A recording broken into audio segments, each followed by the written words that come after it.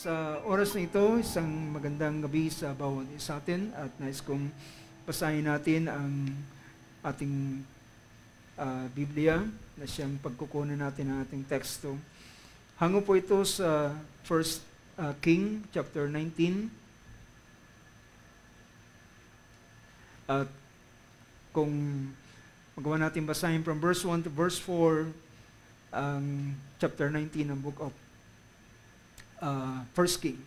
Now Ahab told Jezebel all that Elijah had done and how he had killed all the prophets with a sword. Then Jezebel sent a messenger to Elijah saying, "So may the God do to me and even more if I do not make your life as the life of one of them by tomorrow about this time." And he was afraid and arose and ran for his life and came to Beersheba, which belonged to Judah, and left his servant there. But he himself went a day's journey into the wilderness and came and sat down under a juniper tree and he requested for himself that he might die and said, "It is enough now, O Lord, take my life, for I am not better than my fathers." He lay down and slept under a juniper tree, and behold, there was an angel touching him and said to him, "Arise and eat." Sa isa pang verse na gusto kong basahin natin, the same verse na ating binasa last Sunday, ito ay ang Proverbs chapter 29, verse 18. At sabi rito sa verse 18, "When there is no vision, the people are unrestrained. But happy is he who keeps the law." Praise God. Ang Panginoon na magdagdag ng blessing sa mga salita nating binasa. Sabihin natin muling amen. Praise God. Makakupo tayo sa oras na ito. Purihin ng Diyos at magandang gabi muli sa bawat isa atin sa pangalan ng ating Panginoon. Sa oras na ito, inais kong dumulog tayo sa salita ng Panginoon.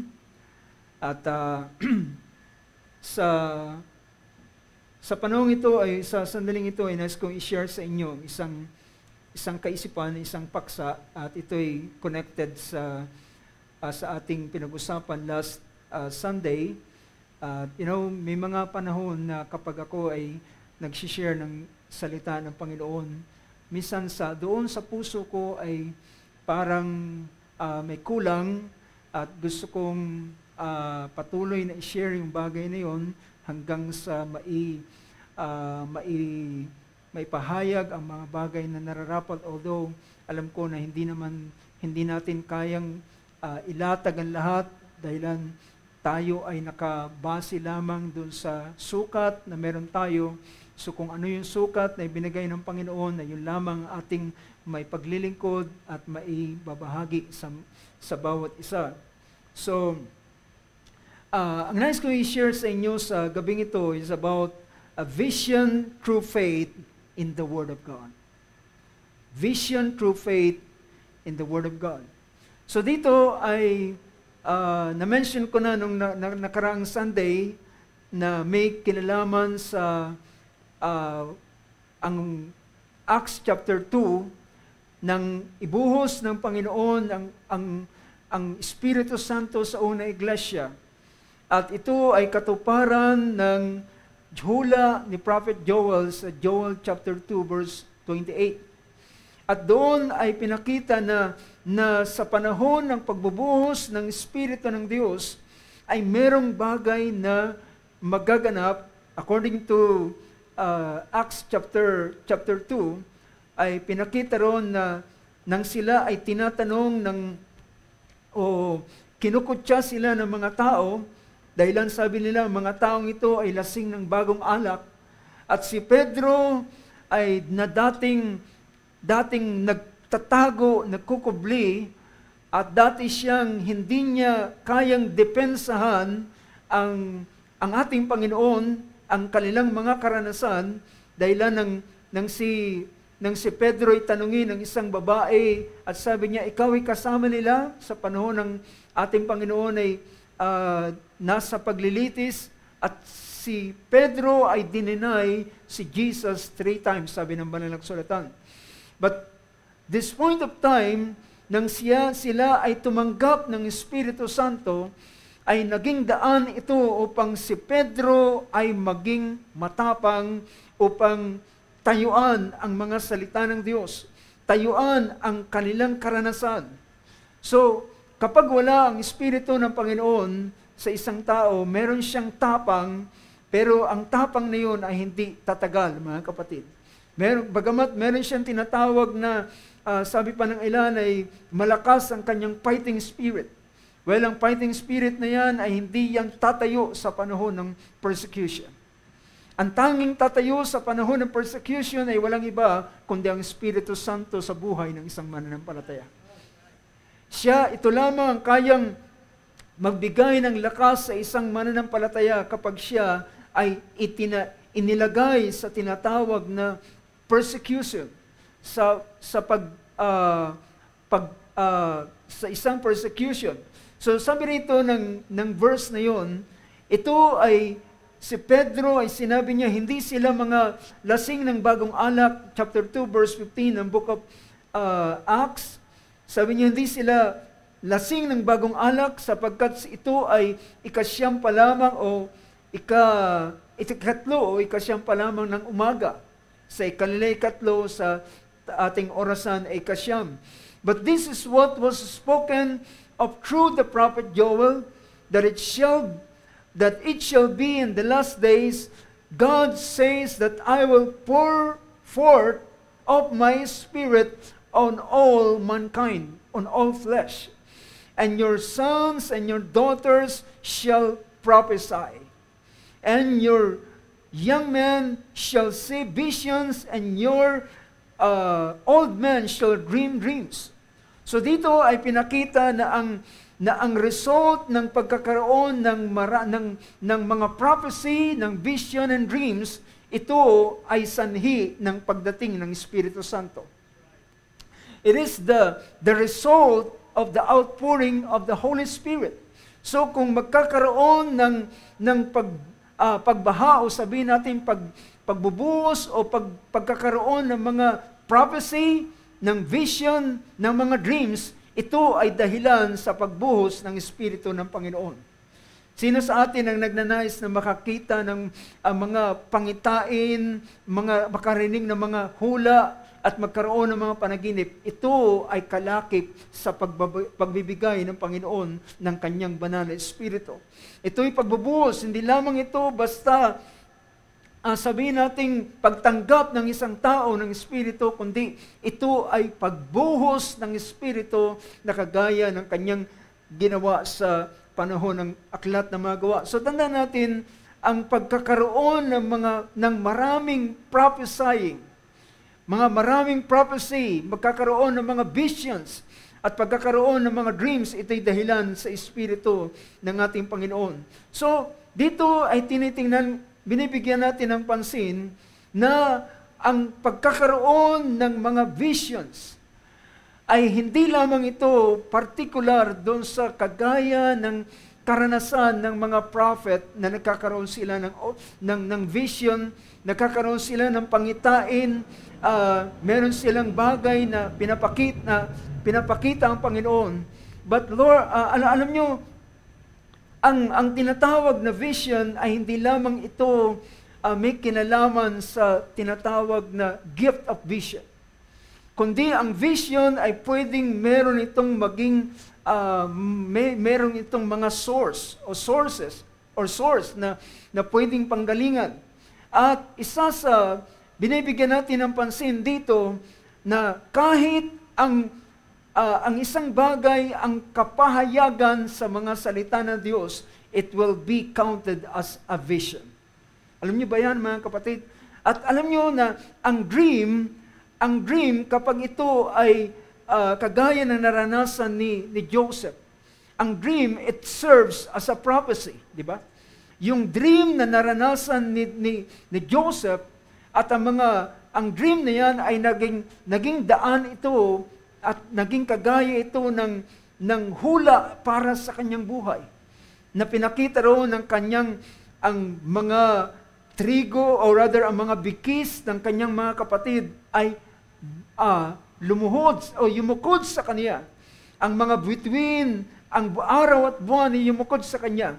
So ito ay pagpapakita na yung panaginip na yon ay isang paraan ng klase ng prophesying, kagaya ng prophecy. At kahit man ang wika, ang speaking tongue, kapag ito'y na-interpret at kapag ito ay pwede ito mag-serve as a prophecy, ang pangitain or yung tinatawag na panaginip ay pwede itong mag-serve as a warning sa isang panahon at upang siya ay makaligtas sa anumang sakuna na pwedeng mangyari. Kagaya ng nangyari sa panahon ni Joseph or ng ating Panginoon upang siya itakas sa banta ng kamatayan, ay binigyan ng Diyos ng panaginip si Joseph at kanyang dinala ang kanyang mag-ina sa ibang lugar. So, pero ang vision, mga kapatid, ay meron itong ibang pwedeng paggalingan. Besides doon sa vision na pwedeng makita ng isang propeta sa Old Testament o sino man na pwedeng makita ng vision, pero yung vision ay makita natin ito ay isang uri ng pagbubukas ng mata ng isang tao. Diba? Pagbubukas ng mata ng isang tao. At kapag alam nyo, ang Psalms, alam natin, ang Book of Psalms 119 verse 105 ay nagsasabi na, Thy word is a lamp unto my feet and a light unto my path. Alam niyo ba na ang salita ng Diyos, kapag ito ay dumating sa isang tao, at ito'y magsisilbing tanglaw, at kapag merong tanglaw, anong mangyayari kapag merong ilaw? Anong mangyayari kapag merong liwanag? May bagay kang makikita. Do you get the point? So, nakikita natin na ang isa sa tinutukoy na pagkakaroon ng vision ay yung pagkakaroon ng pagkakilala o pagkaunawa sa salita ng Diyos. Ang salita ng Diyos na nahahayag sa kanyang kapanahunan, ito ay magsuserve as a vision. Kaya pinakita rito na the young man shall see visions, the old man shall dream dreams. Now, balikan natin yung verse na ating binibigyan ng pansin at sa chapter 29 verse 18 ng Book of Proverbs. Pinakita roon, ang verse na ito ay nagsasabi, where there is no vision, the people are unrestrained. Alam niyo ba yung salitang unrestrained? Ibig sabihin sa meaning niyan sa dictionary, ang salitang unrestrained is uncontrolled. Uncontrolled.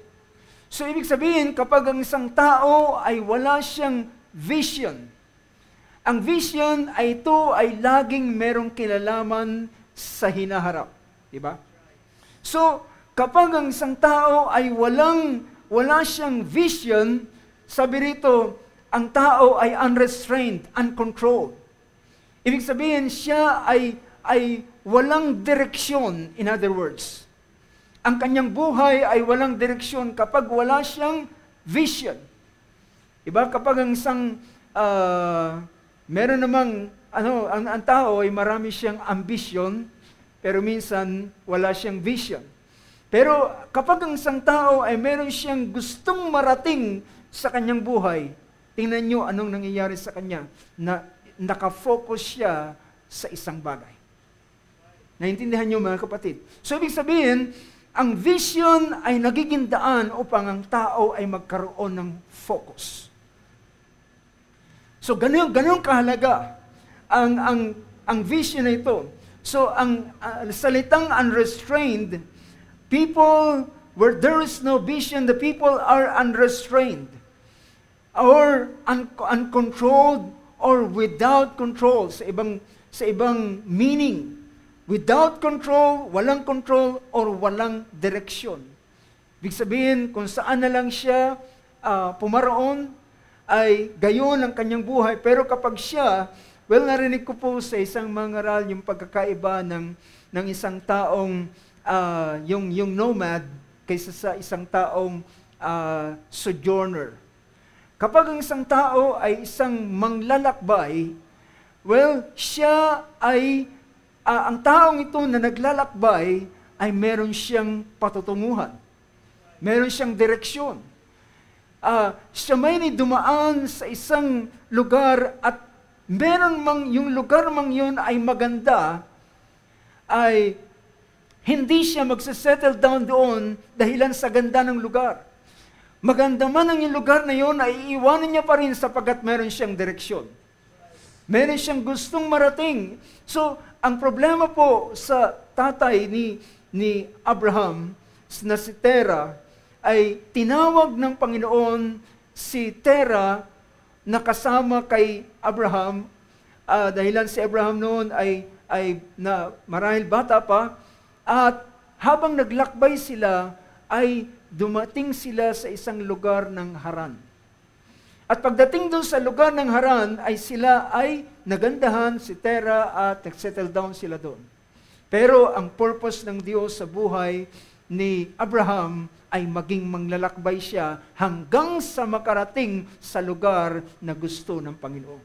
So ibig sabihin, ang tao na merong vision ay meron siyang direksyon sa kanyang buhay.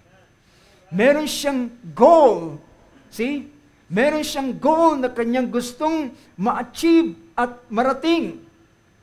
Doon nakakatulong yung tinatawag na vision.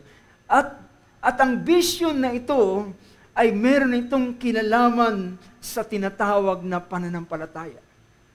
So, yung pananampalataya, ito ay tinutukoy sa banal na kasulatan na kagaya ng isang mata, di ba? Ang isang taong walang pananampalataya ay bulag, sabi ng banal na kasulatan. Siya ay bulag kapag wala siya ng virtue ito sa 2 Peter chapter 1, kapag wala siya ng faith, virtue, knowledge, temperance, patience, godliness, brotherly kindness, and love, kapag wala siya ng virtue ito, ang taong ito ay bulag. But primarily, ay ang tao ay bago siya magkaroon ng ilang mga bagay na virtue, ang pinakapangunahin ay ang pananampalataya. At ang pananampalataya ay kagaya ito ng isang mata na nakakakita. At ang mata at ang isang bagay ay pwedeng ang lahat sa atin, lahat ng tao ay may mata, pero hindi lahat ng tao ay nagkakaroon ng pangitain. Now mga kapatid, titingnan natin ang ilang mga bagay na ito.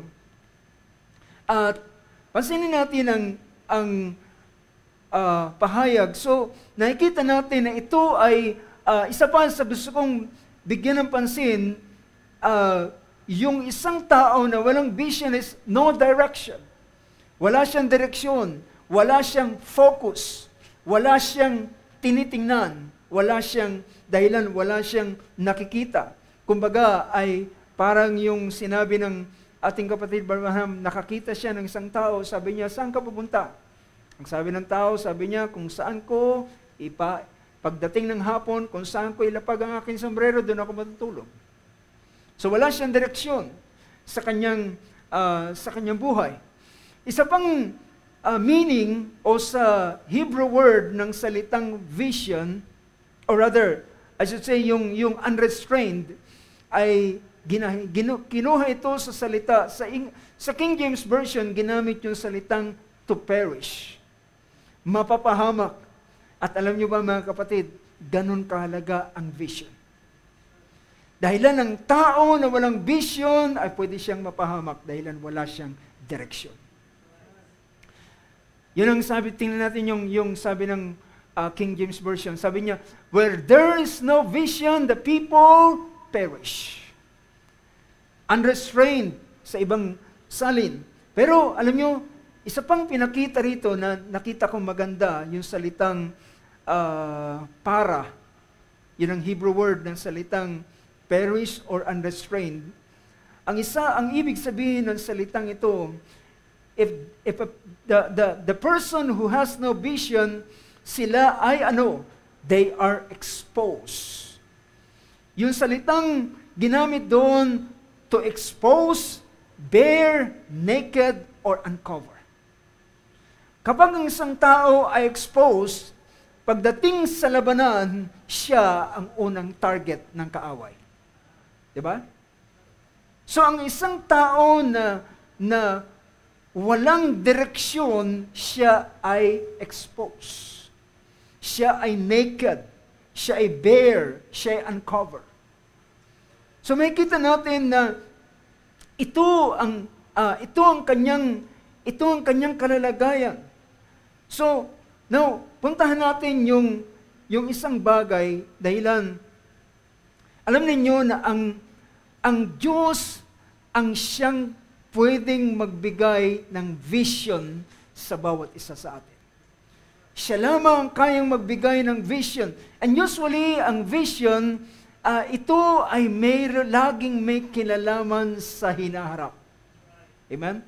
May kinalaman ito sa hinaharap. Kung titingnan natin ang book of Habakkuk, chapter 2. Sa chapter 2, verse 1, ay pinakita roon,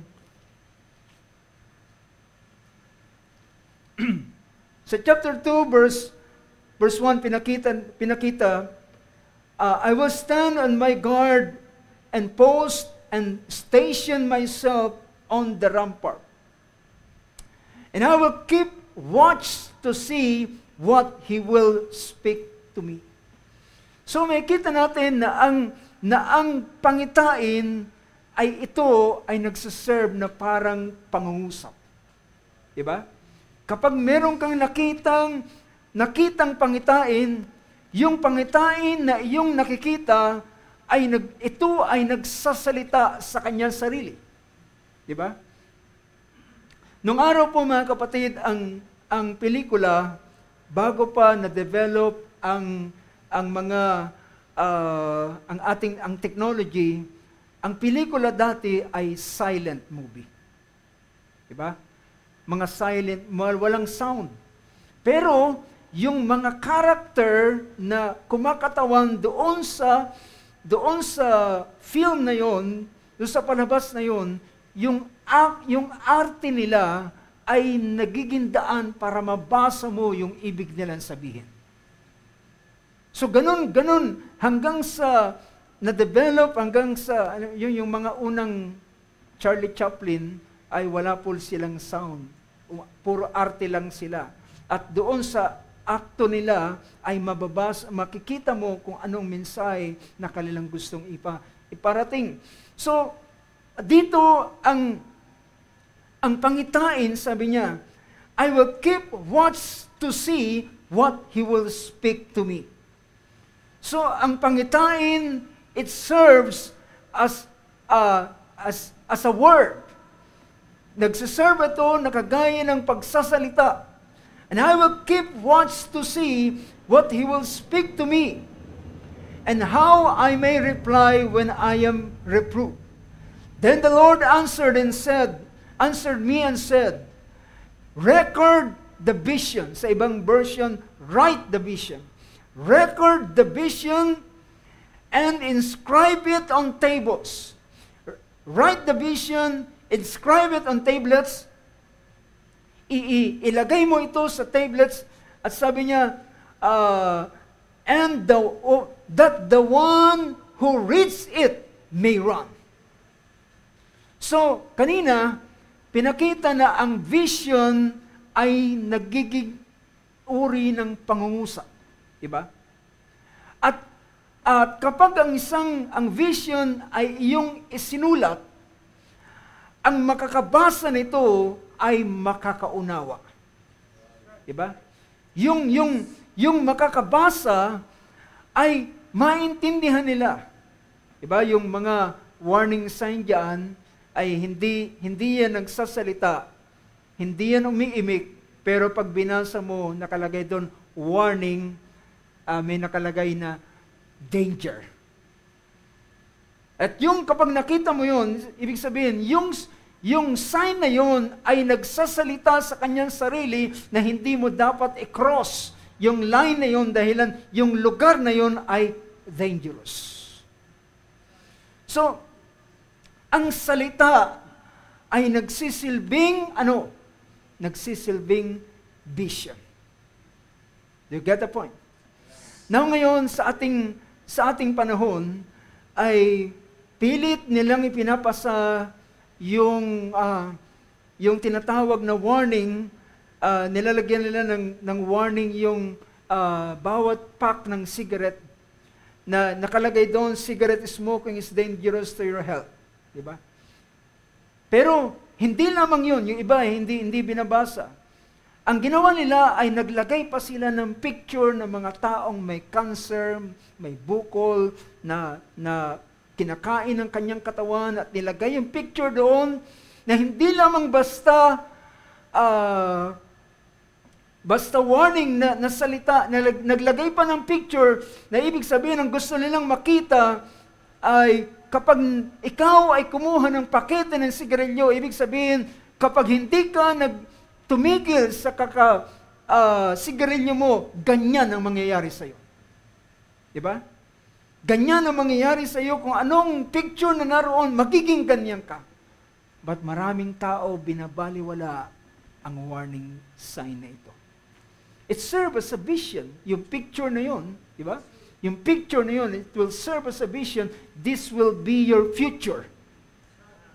If you will not, if hindi ka magre-restrain sa ganitong bagay, hindi mo kukontrol ng iyong sarili. So, kaya angkop na angkop yung salita, if there's no vision, the people is unrestrained. Wala siyang pakialam, basta gagawin niya ang kanyang gusto. Pero kapag merong vision, ang vision ay nagsiserve as a warning. So dito, sabi niya, the Lord answered me and said, record the vision and inscribe it on tablets and that the one who reads it may run. Verse 3, for the vision is yet for the appointed time. Ang vision ay laging tumutukoy sa panghinarap. It serves as nagpapakita ng para sa kinabukasan o sa future ng mga bagay. For the vision is yet for the appointed time. See, meron siyang appointed time. It hastens toward the goal. Meron siyang gustong isakatuparan. Ang vision ay meron siyang goal. Vision has a goal. It hastens toward the goal and it will not fail. Diba? Hindi ito hindi ito mimintis, sabi pa nga sa ibang salita. Hindi ito magmimintis, it will not fail. But, sabi roon, it will not fail, though it tarries, wait for it will certainly come, it will not delay. So pinakita niya, hindi ito magbubulaan, bagamat magluwat, magtagal, hintayin mo sapagkat walang pagsalang darating. Walang mintis na ito ay darating. Anumang ang bagay na tinatawag na vision. So, hantayin mo ito, it will certainly, certain ang bagay na ito. It will certainly come, it will not delay. Kapag dumating ang kanyang takdang panahon, hindi ito magmimintis. Now, gusto kong makita natin, mga kapatid, na ang Diyos lamang ang kayang magbigay ng vision. You know what? Because siya lamang ang naglatag ng pasimula hanggang kawakasan. At siya ang nakakaalam ng wakas mula pa sa pasimula. Sabi ng Isaiah chapter 46 verse 10, ang sabi diyan ni Isaiah, so verse 9 muna, sabi ng verse 9, tingnan natin ang verse 9. Sabi ng verse na yan, remember the former things long past. For I am God, and there is no other. I am God, there is no other. Ako ay Diyos, walang iba maliban sa akin. I am God, and there is no one like me. Walang katulad sa ating Panginoon, sa Diyos. Declaring the end from the beginning. Kaya niyang sabihin ang katapusan mula sa pasimula. Ang isang bagay na nagpapasimula pa lang, kaya na niya nang sabihin ang kawakasan dahil siya ang naglatag ng lahat ng mga bagay. Declaring the end from the beginning and from the ancient times, things which have not been done, things which have not been done, ang bagay na hindi pa nangyayari, ay kanya sasabihin, sabi niya, my purpose will establish and I will accomplish all my good pleasure. Sabi, pinakita rito, ang kanyang layunin ay tatayo at gagawin niya ang lahat ng kanyang gustong gawin. So, imagine, meron siyang tinatawag na layunin mula sa pasimula hanggang kawakasan. From the beginning of time up to the end, ay nakalatag na ang lahat ng mga bagay.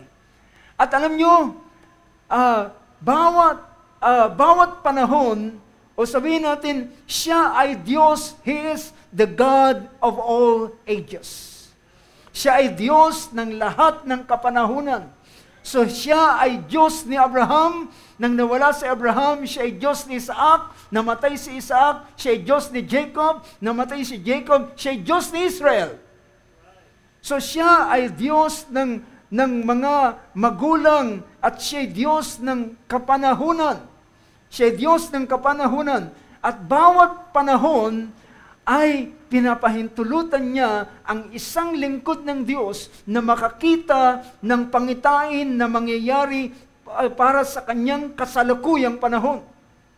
Diba? Katulad ng pangyayari sa buhay o sa pangyayari sa hula na sinabi ni Isaias, ang Diyos ay, kung ating titingnan, sabi ayon sa kasaysayan, si Isaiah ay nabuhay 800 years before Christ. See, 800 years. At si Isaiah ay nanghula sa Isaiah chapter 9, verse 6, at sinabi niya, a virgin shall conceive.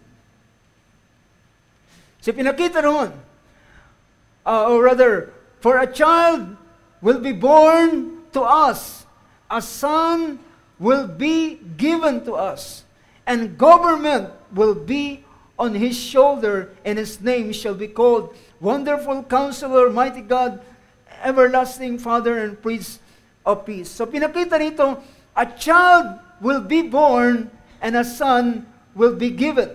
So pinakita kahit man sa ilang prophecy ni Isaiah, ay pinakita niya, a virgin shall conceive.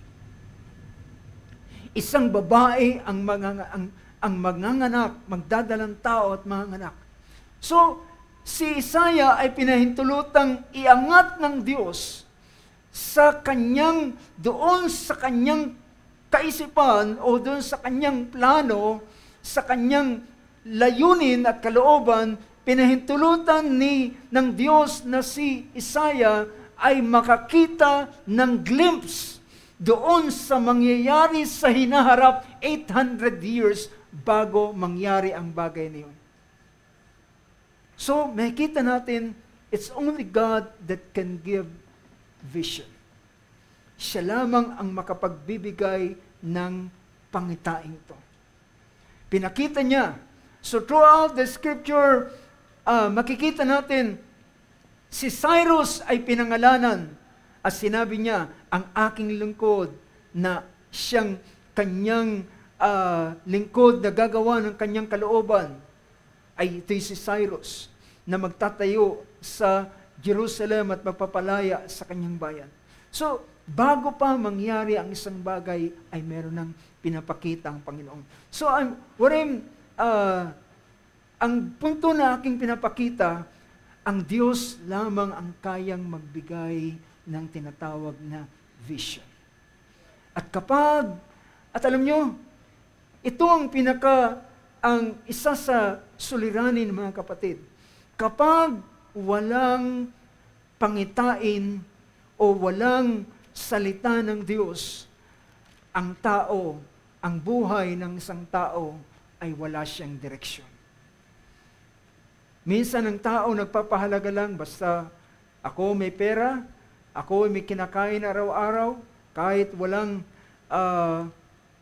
salita ng Diyos. Well, mga kapatid, pansinin ninyo ang pangyayari sa panahon ng 1 Samuel. 1 Samuel chapter 3. 1 Samuel chapter 3 verse 1, pinakita rito. Now the boy Samuel was ministering to the Lord before Eli. And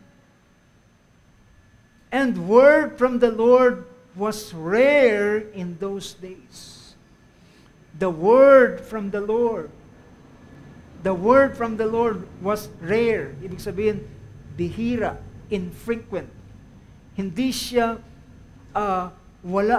halos walang salita ng Diyos na naririnig sila. And anong sabi ng sumunod na pangusap? And word from the Lord was rare in those days, and visions were infrequent. Ang vision, sabi ng ibang version, there is no open vision. Walang pangungusap ang Panginoon. Walang salita ang Diyos. Kung merong salita ang Diyos sa panahon ni Samuel, ay para lamang sa sambahayan ni Eli. At ito ay sinaway ang mga anak ni Eli, ang sambahayan ni Eli sa panahon yon, dahilan ang kanyang mga anak ay hindi lumalakad sa katuwiran ng mga salita ng Diyos. Sa panahon ito, walang salita ng Diyos. Mga kapatid, alam niyo ba ang buhay ng Israel, ang buhay nila ay nakasalalay sa salita ng Diyos. Alam niyo kung bakit? Dahilan sa pamamagitan ng salita ng Diyos, nandoon ang kanilang guidance. Nandoon ang kanilang direksyon ng kanilang buhay. Kung ano ang mangyayari, kung ano ang magaganap sa kanilang buhay. So makikita natin, tanging ang Diyos ang siyang pwedeng magbigay nito, at kapag wala ang ganitong pangitain, kapag wala ang salita ng Diyos, ang tao, ang kanyang buhay ay walang direksyon. At alam nyo, laking kagalakan nila nang ibinangon ng Diyos si Prophet Samuel, na ang salita ng Diyos ay dumating sa kanya at merong ilang mga bagay. Binibigyan ko lamang kayo ng idea dito sa tinatawag na vision na ito. Pero ang gusto kong bigyan ng pansin ay yung buhay ni Elijah.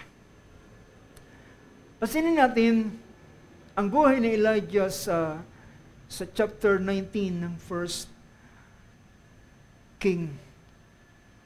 Anong sabi diyan ng banal na kasulatan? Ang chapter 19, it was after the Mount Carmel showdown. Diba? It is after Mount Carmel showdown. At sa panahong ito, ay, sabi rito, ikinuwento ni Ahab ang lahat ng ginawa ni Elijah. Anong ginawa ni Elijah? Pinagpapatay ang mga propeta ni Baal. At nang marinig ito, ang ginawa ni Ahab, King Ahab, na siyang hari sa Israel sa panahon yun, ay kinuwento niya kay Jezebel ang lahat ng ginawa ni Elijah.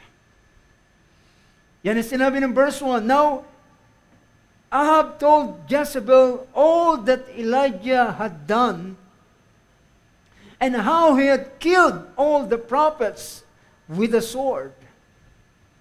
Nang marinig ito ni Jezebel, nagpanting ang kanyang tenga at sinabi niya, ngayon, sabi ni Jezebel sent a messenger to Elijah, saying, basahin nga natin sa Tagalog, sabi ng verse 2, sabi niya, nang magkagayoy, nagsugo si Jezebel ng sugo kay Elias, na nagsasabi, ganito ang gawin sa akin ng mga Diyos, at lalo na kung hindi ko gawin ang buhay mo na gaya ng buhay ng isa sa kanila kinabukasan sa may ganitong panahon.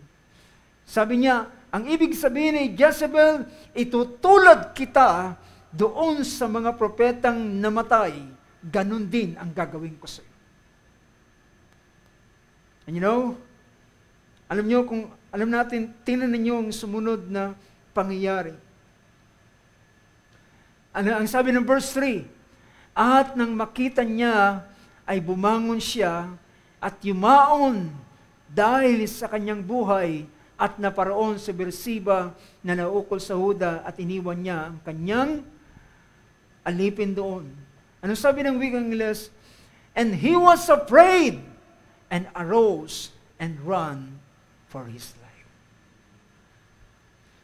I cannot imagine, mga kapatid, ang isang napakatapang na propeta na tumayo kay Ahab at sinabi niya, walang ulan, walang humog, napapatak sa lupa hanggat hindi ko tinatawag, at sabay siyang alis.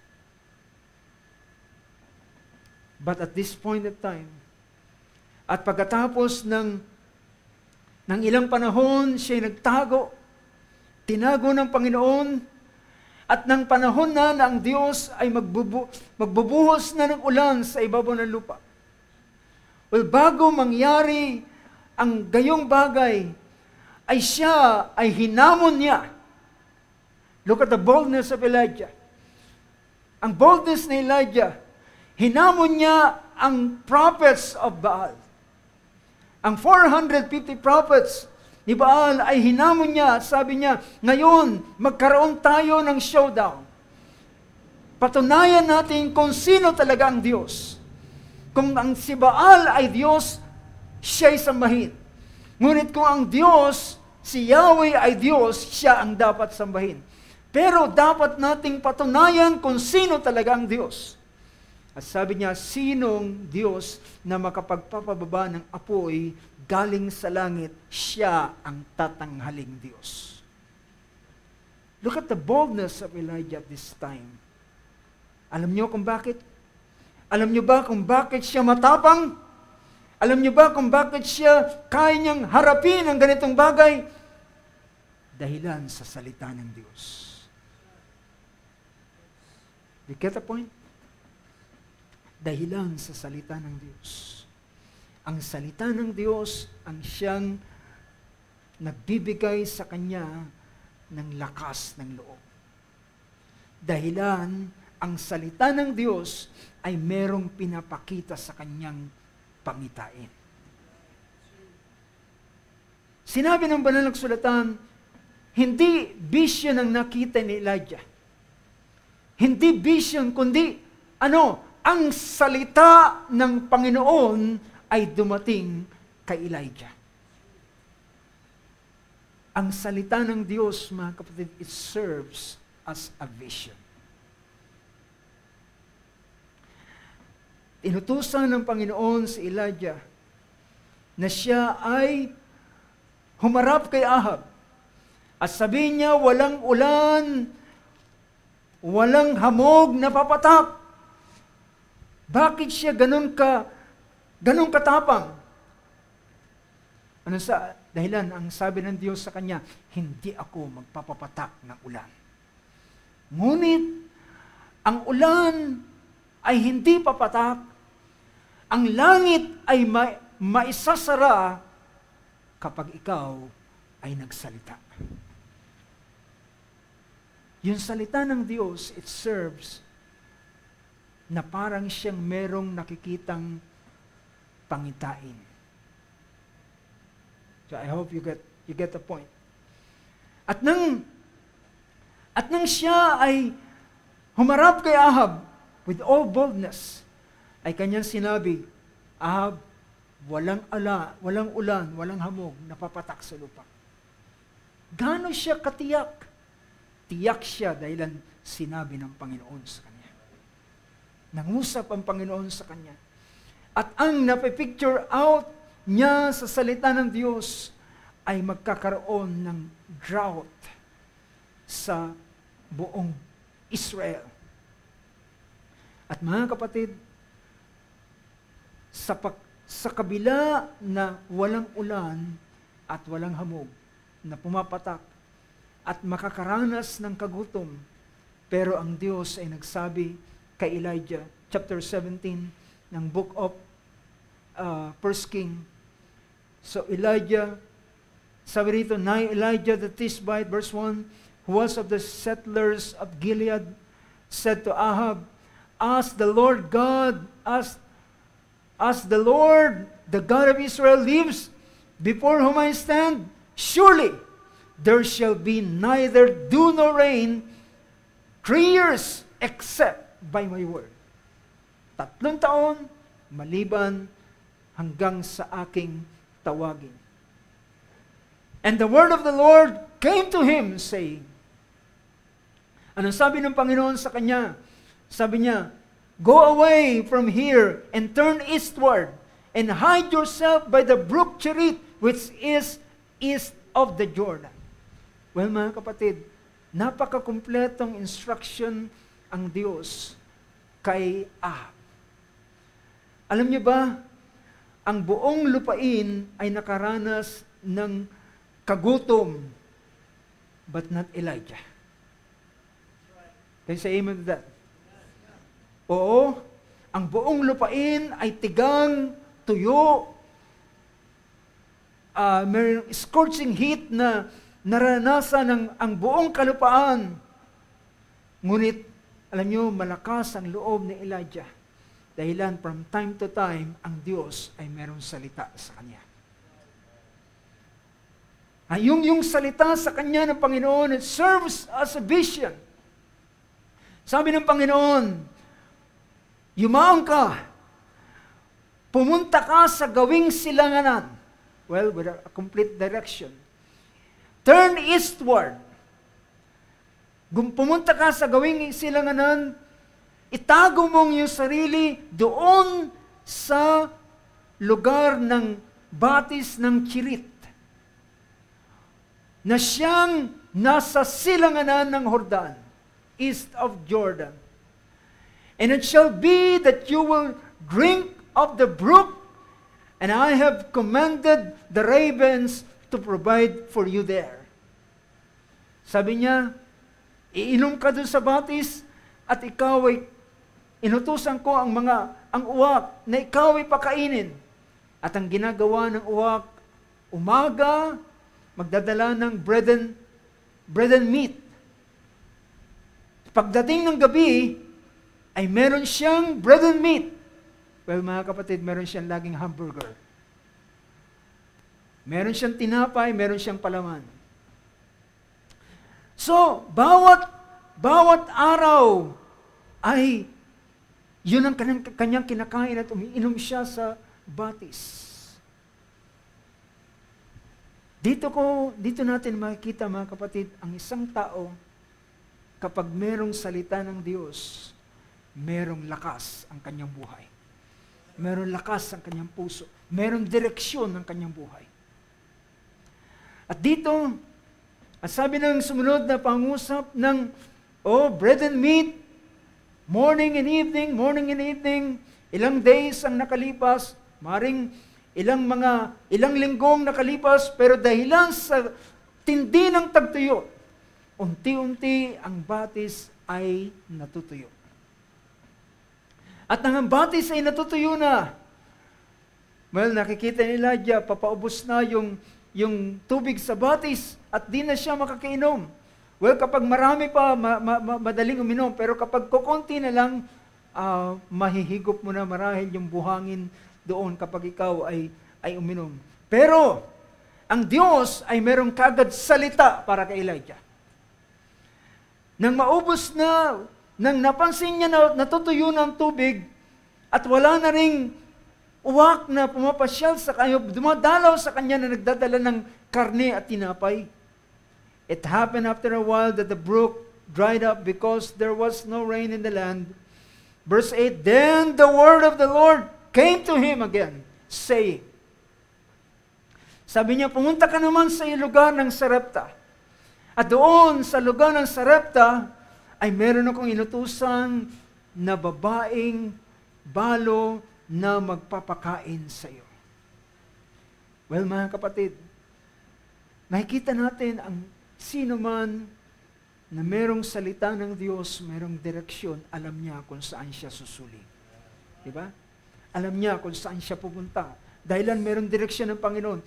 Lord, wala nang tubig sa Cherit, wala nang uwak na dumadalaw sa akin, what's next? Sabi ng Panginoon, punta ka naman sa Sarepta. I think it is sa bahagi ng Tyre.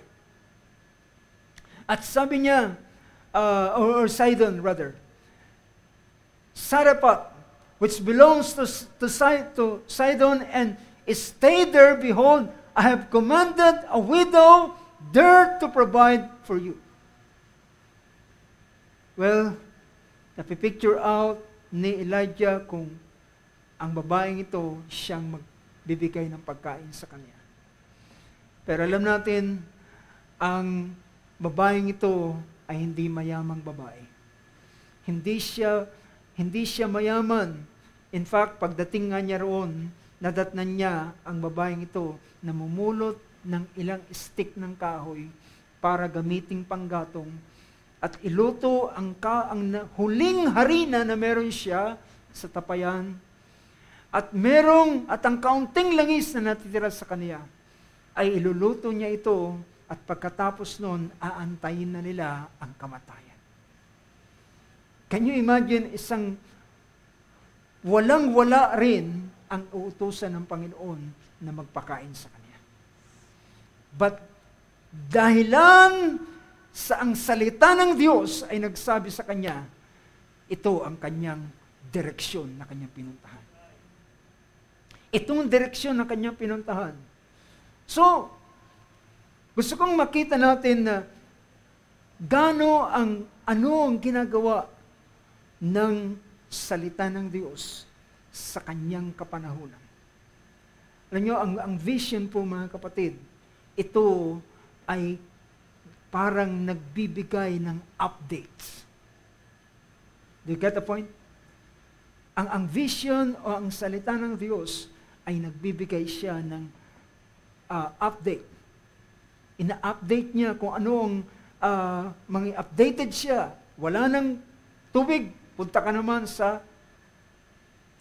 Naalala ko ang sinabi ng ating Panginoon, man shall not live by bread alone, but by every word that proceeds from the mouth of God.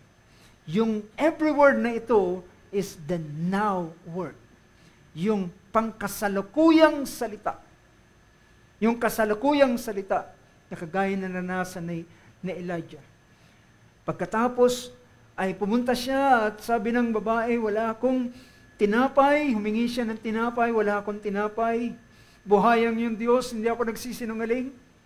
Sabi niya, sumusumpa ako, buhayang yung Diyos, wala kaming tinapay, meron kaming kaunting karina, meron kaming kaunting langis, at nangungulot ako ng ilang stick na kahoy para iluto yun, at pagkatapos nun, kakain kami at aantayin na namin ang kamatayan dahil wala na kaming source pa. Pero sabi ni Elijah, gawin mo ang sinasabi mo, pero ipagdala mo muna ako ng isang subong tinapay. Dahilan sabi ng Panginoon, hindi mawawala, mauubusan ng harina sa kanyang sisidlan at di matutuyuan ng langis sa kanyang kinalalagyan hanggang sa ang Diyos ay magpadala ng kanyang ulan. Well, mga kapatid, Elijah is very bold. Elijah is very bold dahilan merong salita ang Diyos sa kanya. But, alam niyo yung sumunod na nangyari? Sabi ng banal na kasulatan, ang harina ay hindi naubusan. Verse 15, so she went and did according to the word of Elijah, and she and he and her household ate for many days. The bowl of flour was not exhausted, nor did the jar of oil become empty, according to the word of the Lord, which he spoke through Elijah. Ganun kahalaga ang salita ng Diyos, mga kapatid. Ito ay nagsiserve as a vision, nagsiserve as a guide, nagsiserve siya upang alam mo kung saan ka tutungo, saan ang iyong direksyon. Dumating ang panahon na matay ang anak ng babaeng balo at si Elijah ay kanyang sinabihan ng babaeng ito, kaya ka ba nagpunta rito para ipakilala mo sa amin na kami ay makasalanan? At sabi ng verse 18, so she said to Elijah, What do I have to do with you, O man of God? You have come to me to bring my iniquity to remembrance and to put my son to death. Pinaalala mo lang sa amin ang aming kasalanan. Pero si Elijah ay nanalangin at ang bata ay nirestore ang kanyang buhay. Well, pinapakita ko lamang hanggang sa maraming bagay na nangyari hanggang sa naganap ang Mount Carmel Showdown. But brothers and sisters, lagpasan natin, alam natin kung ano nangyari sa Mount Carmel Showdown. Nanalangin siya, hinamon niya ang mga prophet of Baal. Sabi niya, sino ang Diyos na magpapadala ng apoy, siya ang tatanghaling Diyos. Siya ay merong katiyakan dahilan ng salita ng Diyos ay sinabi sa kanya, siya ang Diyos ay magpapadala ng apoy. Bakit sa panahon na ang mga propeta ni Baal ay nagre-ritual na at wala pang sagot na dumarating, sinabihan niya, lakasan ninyo ang tawag, baka si Baal ay namamasyal, baka tulog, baka nagpapahinga, baka malayo, baka siya ay nakakalimot. Lakasan niyo ang inyong tawag. Pero pagkatapos noon, mga kapatid, si Elijah ay lumapit. Iniayos ang dambana. Sinalansan ng 12 bato. Pinahukayan ang palibot ng dambana. Binuhusan ng tubig.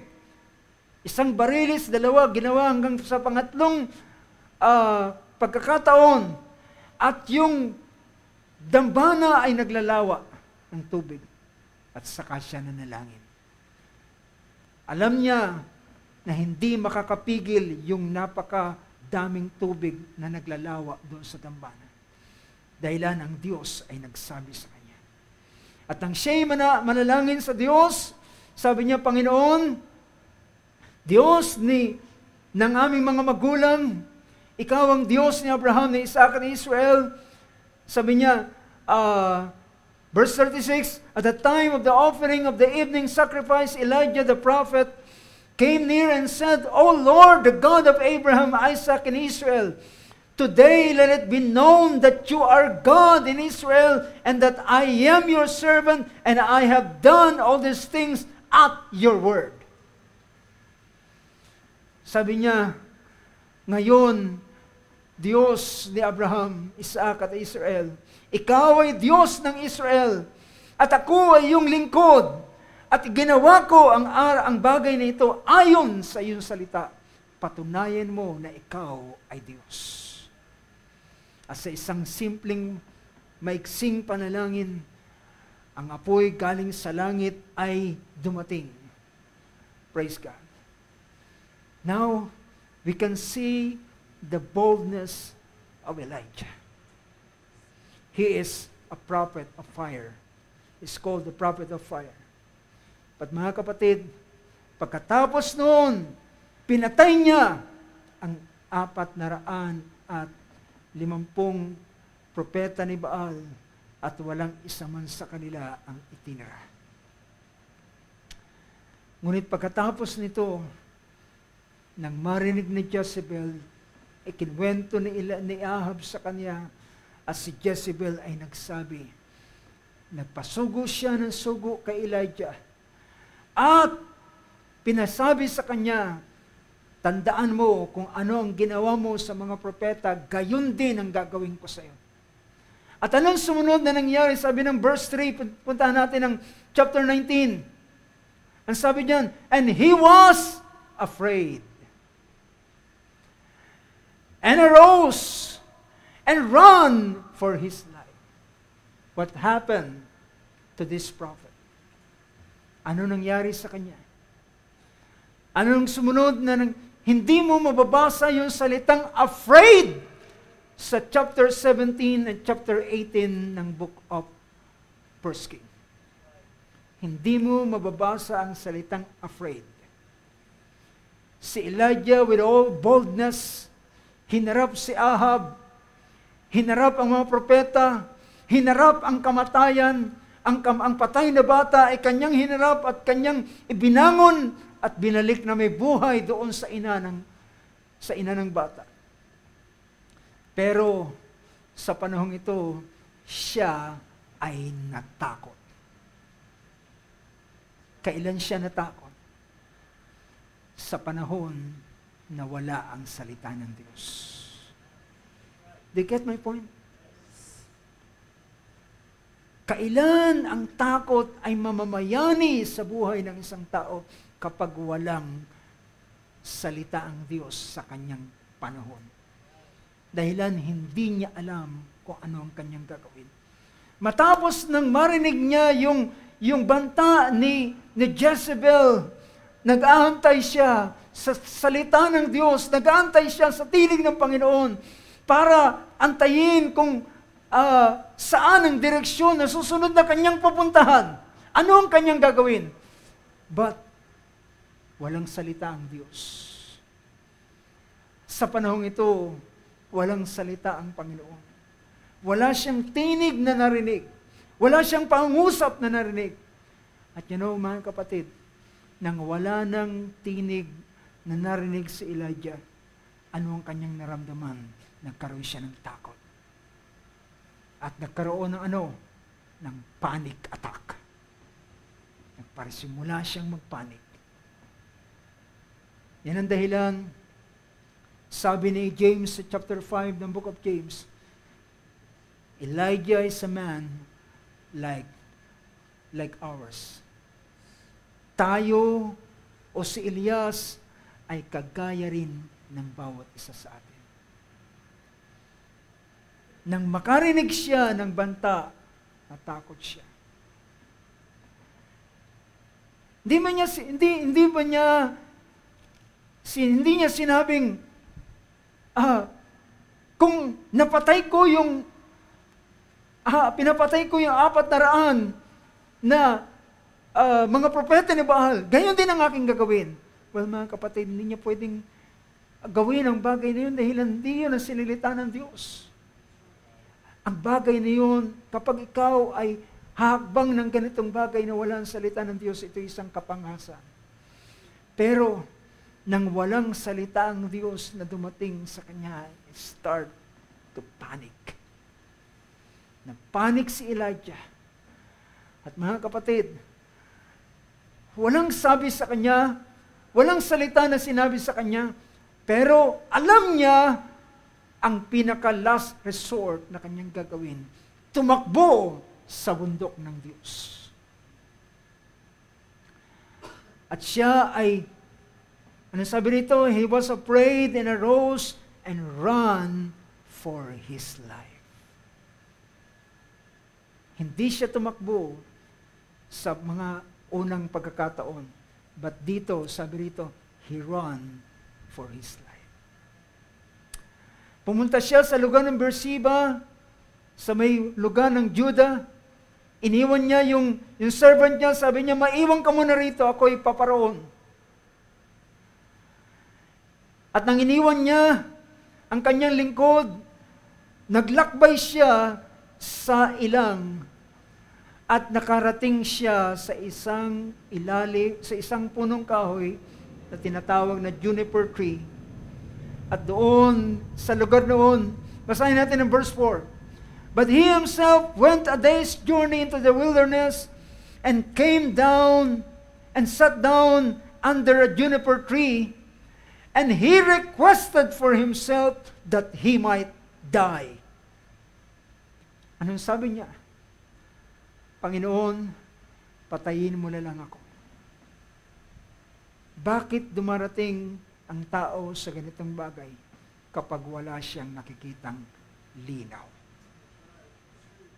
Kapag wala siyang nakikitang linaw ng direksyon ng kanyang buhay, ang pinaka gagawin, huling dahilan, wala na siyang pag-asa. Wala na siyang anumang pwedeng alam niyang puntahan. At sabi niya, Panginoon, patayin mo na lang ako. He requested for himself that he might die and said, it is enough. Now, O Lord, take my life. I am not better than my fathers. At siya ay humiga, natulog, at sa kalagitnaan ng gabi ay merong gumising sa kanya. Ginising siya ng isang anghel at sabi ng anghel sa kanya, kumain ka at uminom dahilan malayo pa ang iyong lalakbayin. Pag tingin niya sa kanyang ulanan, nakakita siya ng tinapay at ng tubig at na niluto sa ibabaw ng bato at siya'y bumangon at kumain at natulog uli at maya-maya ginising siya uli at sabi niya, kumain ka dahilan mahaba pa ang iyong lalakbayin. At siya'y kumain at sabi rito,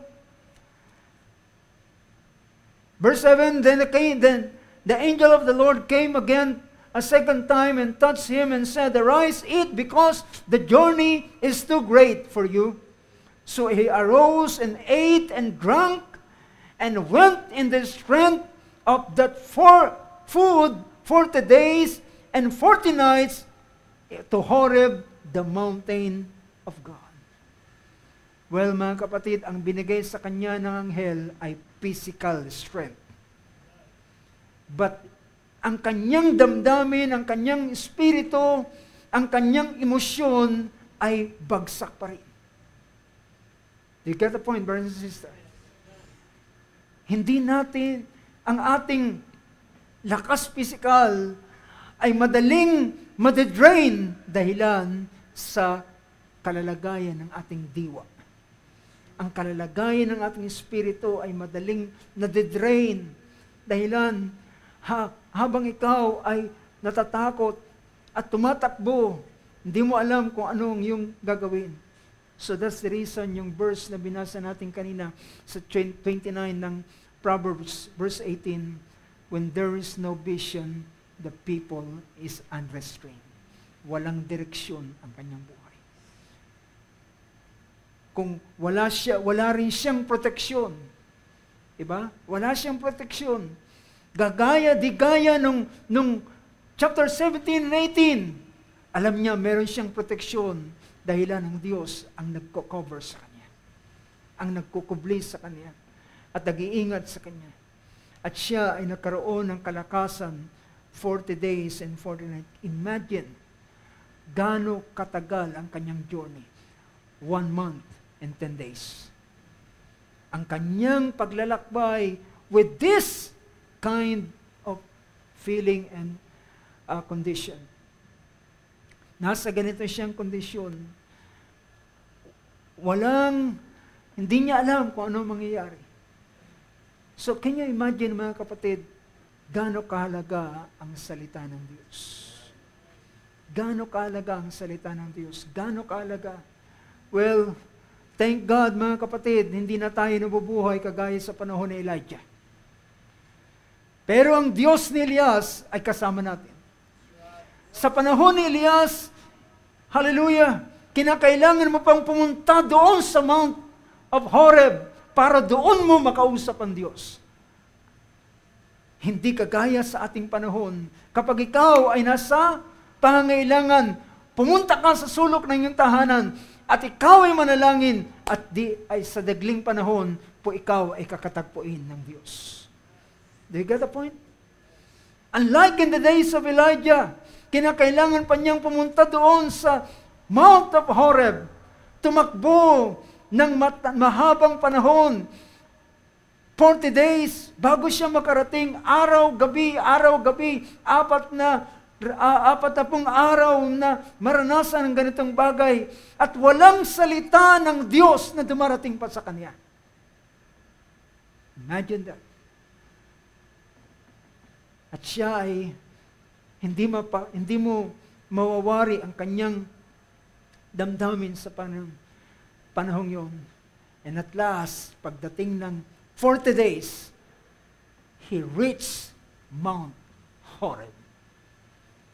At doon sa Mount Horeb, doon pa lang siya nakapagpasimulang magsabi at magsaysay ng kanyang damdamin. Unlike sa atin mga kapatid, sa ating panahon, anong sabi ng Philippians chapter 4? Be anxious for nothing, but by prayer and supplication, with thanksgiving, let your requests be made known to God. But Elijah at the time, kinakailangan niyang maglakbay 40 days. At pagdating niya sa Mount Horeb, saka pa lamang siya. Then he came there, verse 9, then he came there to a cave and lodged there. And behold, the word of the Lord came to him and said to him, what are you doing here, Elijah? Ikaw nasa pangailangan at ang tanong sa iyo ng Diyos, anong ginagawa mo rito, Elias? What are you doing here, Elijah? At saka siya nagbigay ng kanyang complaint. Sa kanya pinahayag ang kanyang anxiety. Matagal nang nakakaranas ng anxiety mula pa ng kanyang pagtakas, 1 buwang mahigit. Naroon siya sa ganitong bagay. Dahilan ang Diyos ay kinakailangan niyang makatagpo. Sabi niya, nung ginagawa mo rito, Elijah, sinabi niya, Panginoon, ako'y labis na, sabi niya, I have been very zealous for the Lord, the God of hosts, for the sons of Israel. Sabi niya, ako'y maningas sa aking paglilingkod sa iyo, Panginoon. Samantalang ang anak ni Israel ay iniwanan kanila. Iniwanan ang iyong tipan. Ibinagsak ang iyong mga dambana. Pinatay ang iyong mga propeta ng tabak. At ako na lamang ang natitira. Ano sabi diyan? At ako lamang ang naiwan at kanilang pinag-uusig ang aking buhay upang kitlin. Ang tingin ni Elijah, mga kapatid, nang walang salitang Diyos na dumarating sa kanya, pakiramdam niya at tingin niya, nag-iisa na lamang siya. Di ba tama ang ganitong, di ba ganito ang nangyayari kapag walang salita ang Diyos sa atin? Kapag walang salita ng Diyos, kapag walang kanyang pangusap, pakiramdam mo, nag-iisa ka na lang. Pakiramdam mo, walang nagmamahal sa iyo, walang nagmamalasakit sa iyo. Pakiramdam mo, ikaw na lamang. Sabi niya, and I alone am left, and they seek my life to take it away. And he said, at sabi ng Diyos sa kanya, go forth and stand on the mountain before the Lord.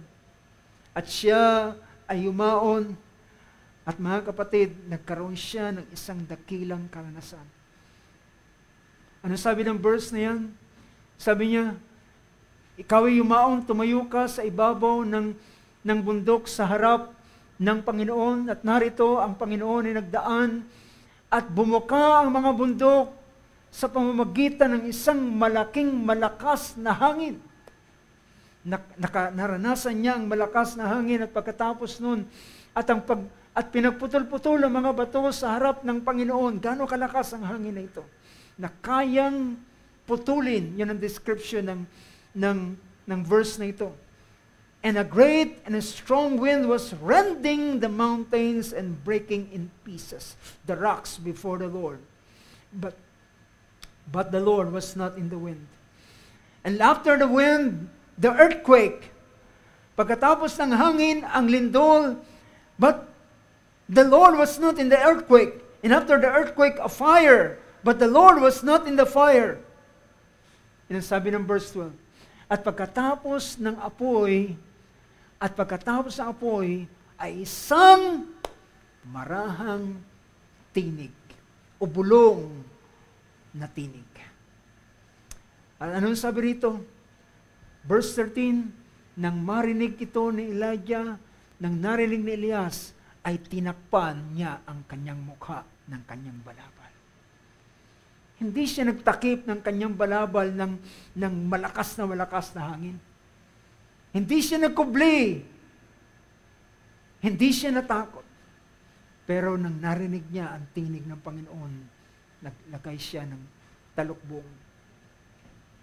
At ang salita ng Diyos ay nasabi rito, and after the fire, a sound of gentle blowing. Sa ibang salin, a whisper. Isang marahang bulong. Now mga kapatid, makikita natin na ang salita ng Diyos ay malimit, hindi ito naririnig. Alam niyo kung bakit? Dahilan, upang marinig mo ang bulong, you have to be close. Doon sa nagsasalita.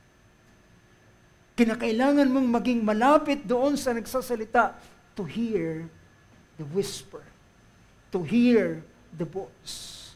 So kapag medyo merong distansya at merong ibang ingay na kumukuha ng iyong atensyon, hindi mo mapapansin ang kanyang salita. Pero nang narinig niya ang salita ng Panginoon, when Elijah heard it, he wrapped his face in his mantle and went out and stood on the entrance of the cave. And behold, a voice came to him and said, "What are you doing here, Elijah?" Then he said, "I have been really very zealous for the Lord, the God of hosts, for the sons of Israel have forsaken your covenant, torn down your altars, and killed your prophets with a sword, and I alone am left, and there they seek my life to take it away." Ako na lamang, Panginoon, ang natitira. Alam mo kung gaano ako nagmamalasakit, paano ako naglilingkod sa iyo, anong ningas ng aking puso ng paglilingkod ko sa iyo. Ngunit ngayon, nag-iisa na lamang ako at gusto pa nila akong patayin. Ganyan ang kalalagayan ni Elijah.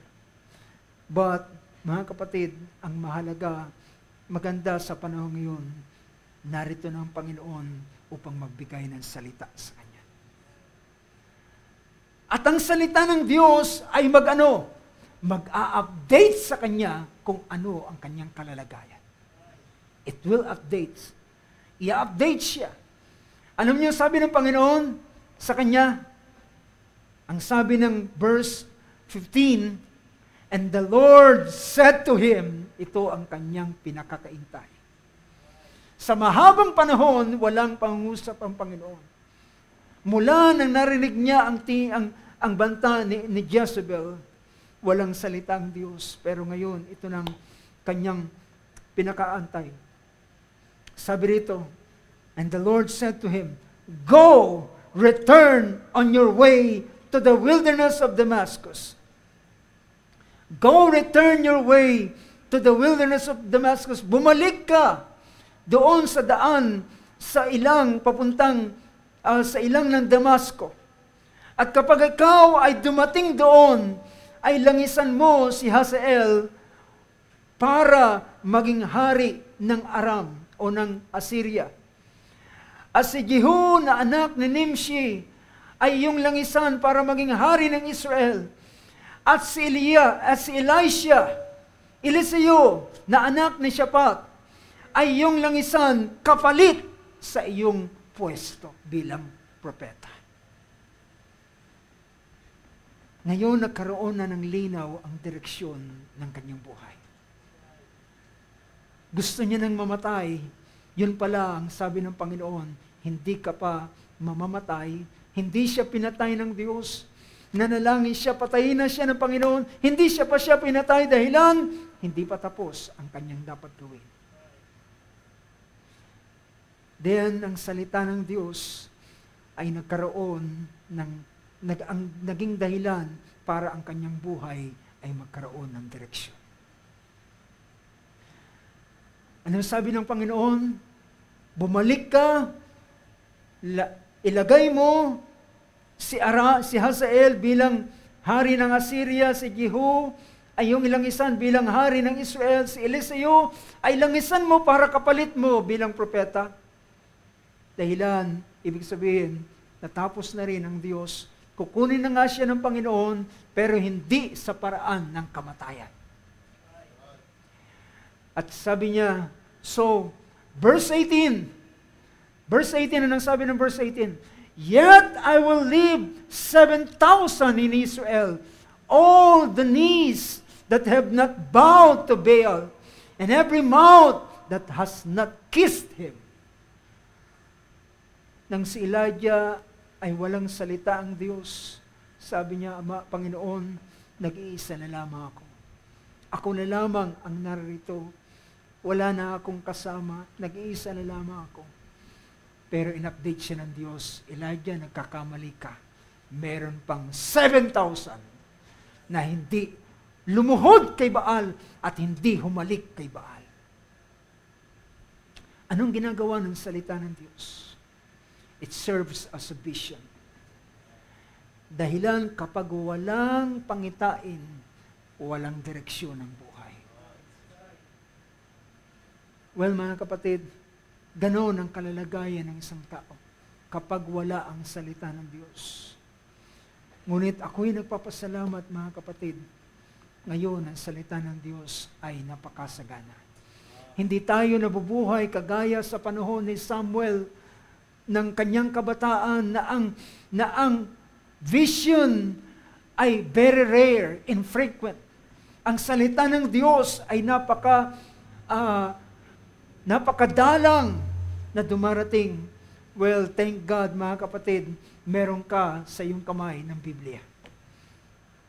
Meron ka sa iyong kamay ng mga salita ng Diyos. At pwede kang, hindi ka na kinakailangan maglakbay ng 40 days para ikaw ay pasimulang manalangin. Pumunta ka sa sulok ng iyong tahanan, pwede kang manalangin sa Diyos at ang Diyos ay tutugon sa iyo. You don't have to wait for 40 days. Di mo na kinakailangan maghintay pa ng matagal na panahon. Sabi ng Panginoon, sabi ni Paul sa kanyang sulat, ipaabot mo sa Kanya ang iyong request. Manalangin ka. Sabi ng Panginoon, manalangin ka sa lihim. Ang Diyos na nakakita sa iyo sa lihim ay gagantihan Kanya ng hayagan. Praise God. Pero mga kapatid, ang dahilan bakit ka nananalangin ay para ang salita ng Diyos ay dumating sa iyo. Para siya ay magbigay ng pangitain sa iyo. At ang pangitain ito, ang vision na ito, ay sa pamamagitan ng kanyang salita. Kapag ikaw ay nakakaranas ng ganitong klaseng distress, minsan depression, at ilang pang mga bagay, it is because walang salita ng Diyos yan sa iyong puso. Walang salita, walang kasalukuyang salita, walang now word. Dahilan ang salita sa kanyang kasalukuyan ang napakaalaga. Maraming salita sa banal na kasulatan, pero ang gusto mong salita ay salita na eksakto para sa iyo. Isn't that correct? Ang kailangan mo ay salita na eksakto para sa iyo. Pero kung tayo ay tatawag sa Kanya, then siya ay merong ibibigay na Kanyang salita, and it will serve as a vision. Alam niyo mga kapatid, kamakailan ay nakaranas ako ng isang pag-aalala at kalungkutan. At halos ang aking kaisipan ay litong-lito at nag-iisip ako ng mga bagay na dapat kong gawin.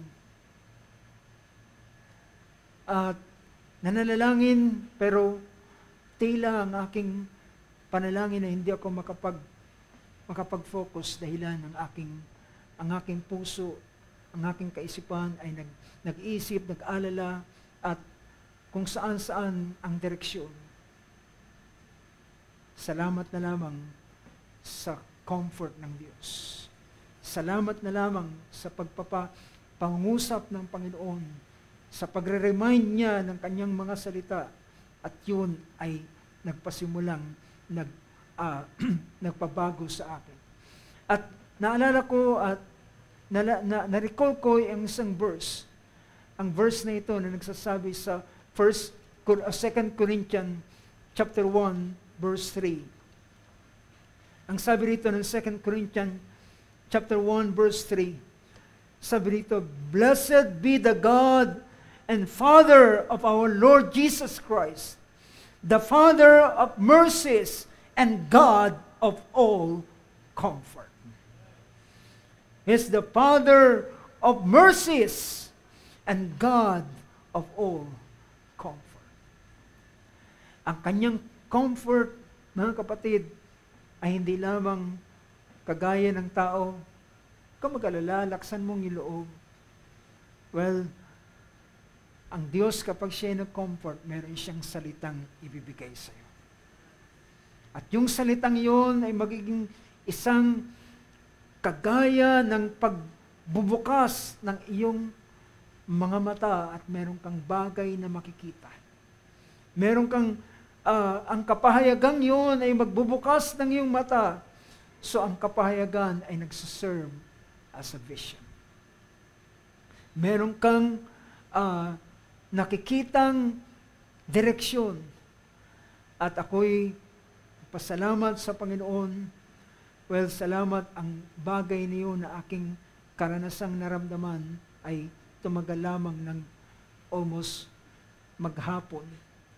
Ngunit pagkatapos noon, hallelujah, na-recall ko ang ilang mga bagay at naalala ko na yung mga bagay na aking ginawa ay aking ipinagkatiwala sa Panginoon. Brothers and sisters, gaano kahalaga ang pangitain. At ang pangitain ito, it doesn't mean na kinakailangan mong magkaroon ng gift of vision. Well, ang kailangan natin ay ang salita ng Diyos. At ang salita ng Diyos ay maghahatid sa atin. Ano sabi rito?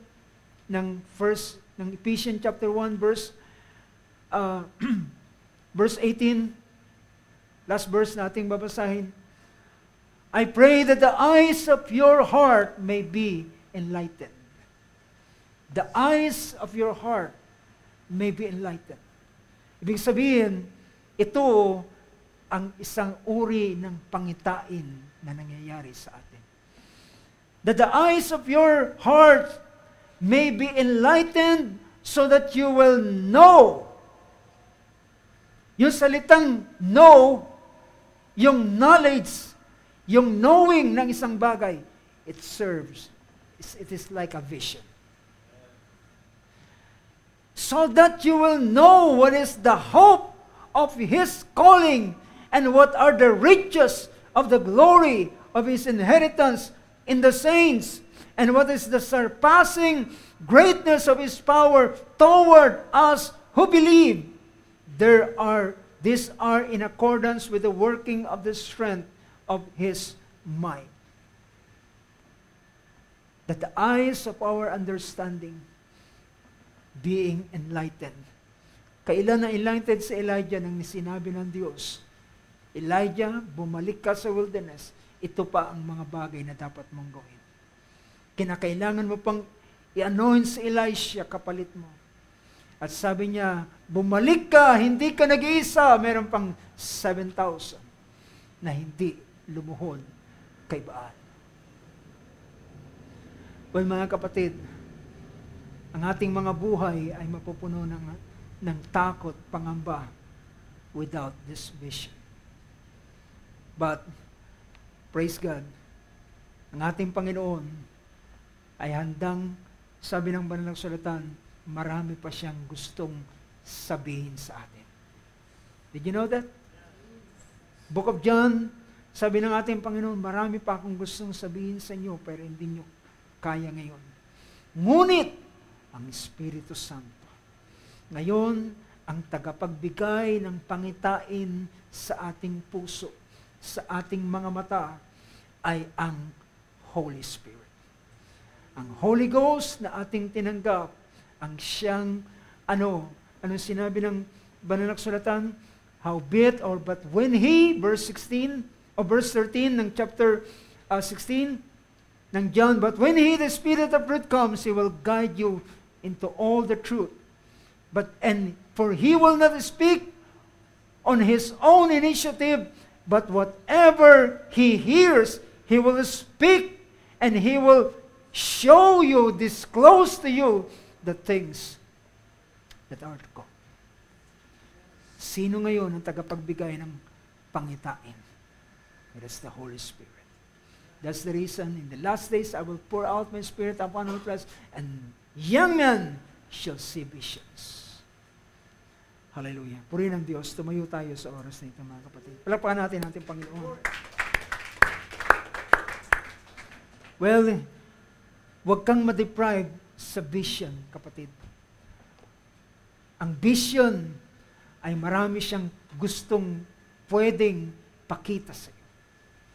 Kung ikaw ay nawawala ng pag-asa, meron siyang pwedeng ipakita sa iyo na hindi ka dapat mawala ng pag-asa.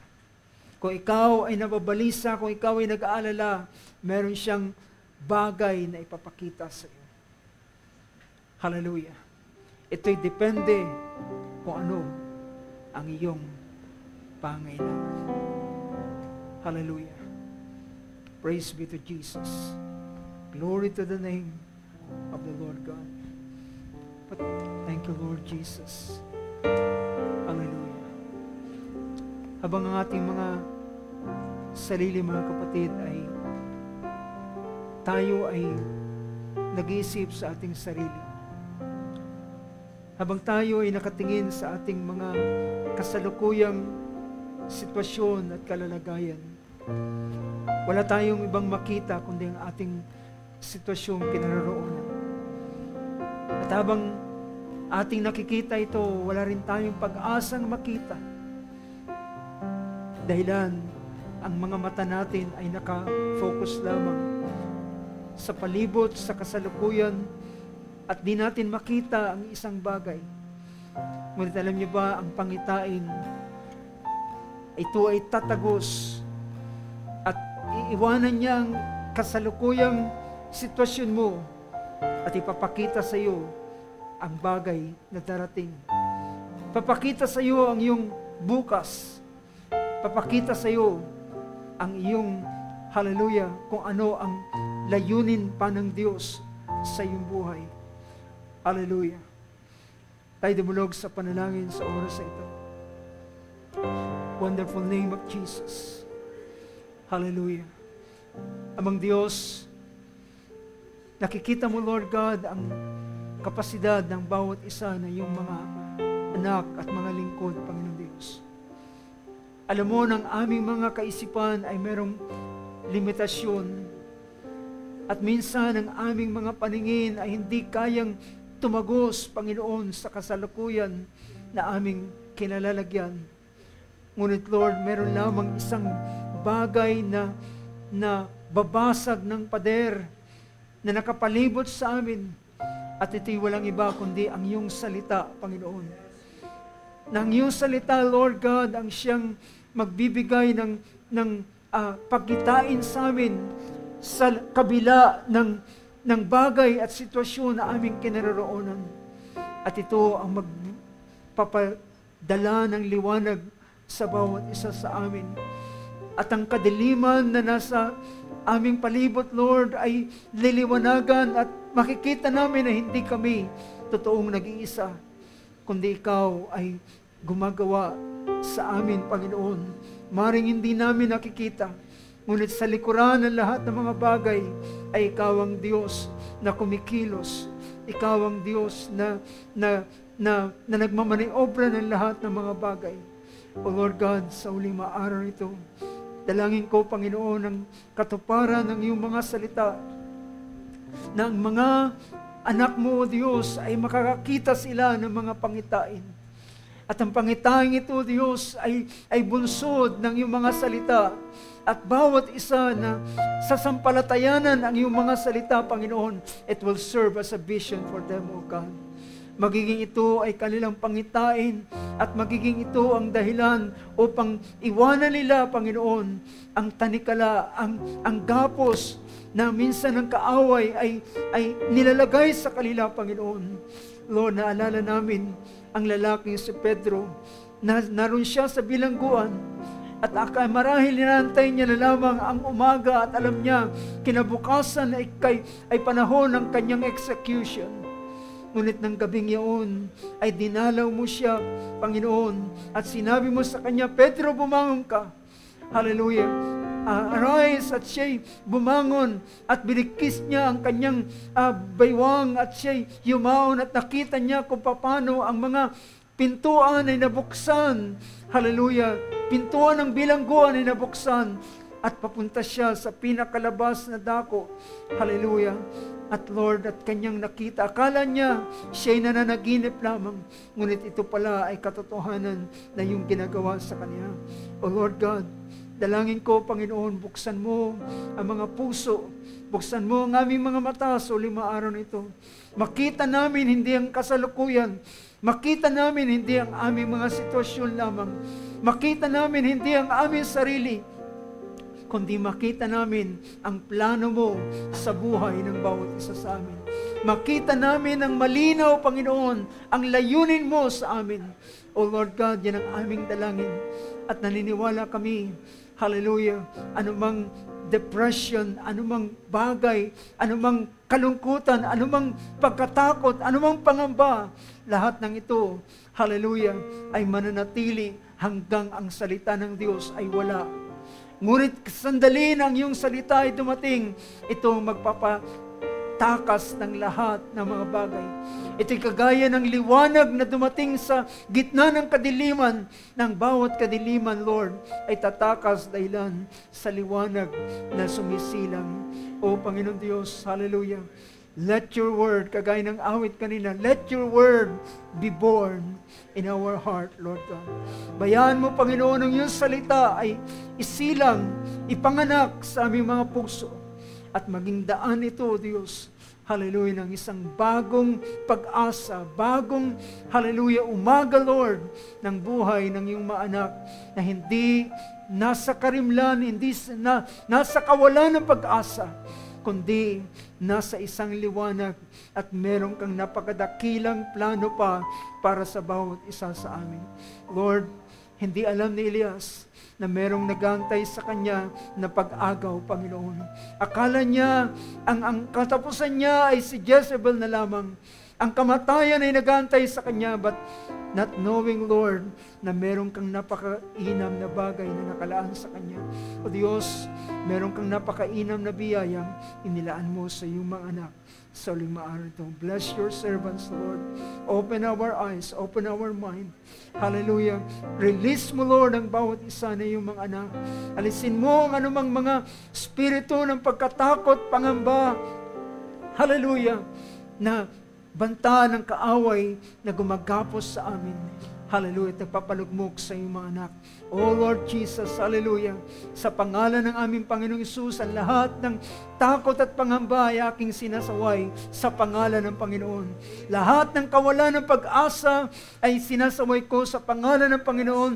At ang aking dalangin, hallelujah, sumilang ang liwanag ng aming Panginoon. Sumilang ang liwanag ng salita ng Panginoon at ipatakasin ang lahat ng mga karimlan sa buhay ng iyong mga anak, O Diyos. Purihin ka, O Lord God, salamat at ikaw ay magdagbigay sa amin ng lubos na kalayaan. Purihin ka, O Diyos, sapagkat we shall know the truth and the truth will set us free. Hallelujah. Sa iyo ang kapurihan at pagpapasalamat, dakilang Diyos. Ikaw ang Panginoon na magpala, Lord, sa aming pagtatapos sa gabing ito sa gawain. At Lord God, sa aming pag-iway-walay ang iyong pag-iingat ay iyong igawad. At kahit man sa aming paglalakbay, papuntang Cagayan de Oro, sa ilalim ng iyong kamay, O Diyos, ay aming pinagkakatiwala ang paglalakbay kasama ng mga kapatiran sa iba't ibang mga dako. At Lord God, ang 3 araw na gawain, ikaw mag-bless, Lord God. At kahit man ang gawain sa lugar na ito, ay bless mo po, Panginoon. In our absence, Lord, ngunit ikaw ay hindi magiging absent sa dakong ito. Hallelujah, mawala man ang ilan, ngunit ikaw ay presente sa dakong ito. At ang pagpapala mo, Lord, ay bubuhos mo sa iyong mga lingkod at sa iyong mga anak.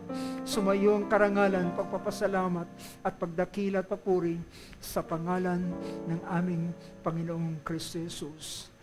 Amen and amen. Praise God. Palakpakan natin ating Panginoon. Praise the Lord. Praise the Lord. Ang biyaya at pagpapala ng ating Panginoon ay sumabawat sa atin.